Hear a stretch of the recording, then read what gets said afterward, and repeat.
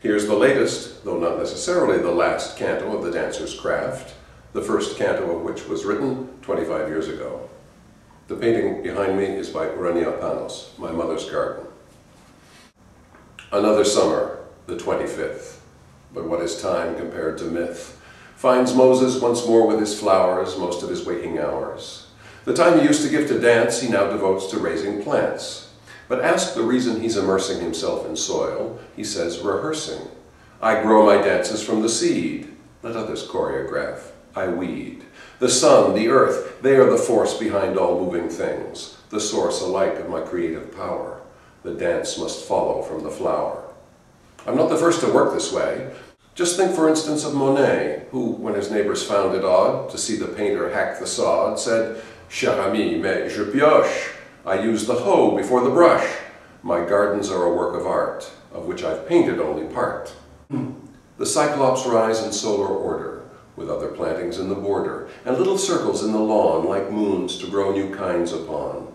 Lemon aura, Hopi black dye, supermane and tiger eye. To Quincy Farm, a mile away, the dancer cycles every day.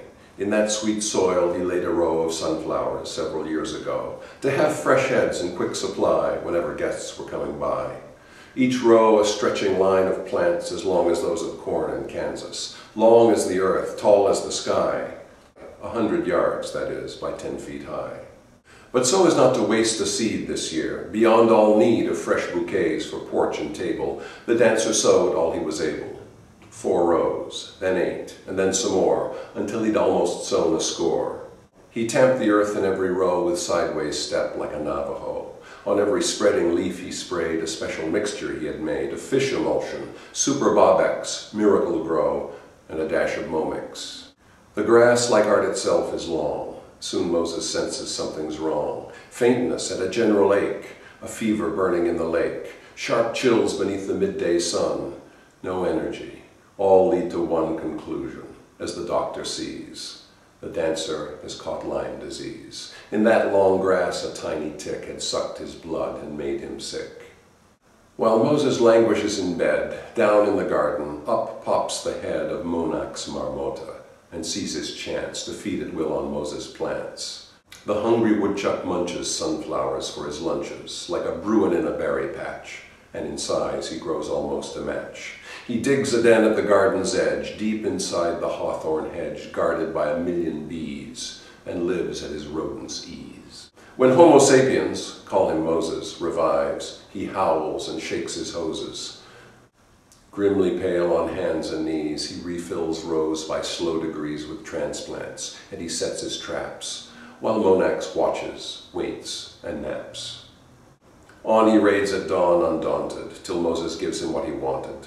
Tender young salads grown at his door, mesclun, radicchio, arugula, more sweet baby sunflowers with succulent tips, till these prove a distraction and cut short his trips. Meanwhile, away at Quincy Lane, the cutting garden grows like cane. Moses returns to long arcades between the rows with dancing shades, green alleys where he walks for hours, photographing flowers. It's not alone the image that attracts, but also the repeated instant acts of looking through the lens and squeezing, followed by that sudden freezing of form and color in a frame that light has painted with its flame. In little more than 2 short months, 2,000 golden swinging suns, a green and yellow mile of bloom, are ready for the dining room. The dancers have returned from Rome, and they will bring the harvest home. They cut the stalks and bear the loads like reapers down the leafy roads to waiting house and studio, until the rooms all overflow with flowers and the smell of plants intoxicates, and then the dance is ready to begin, the studio to spin, the summer show what it has been.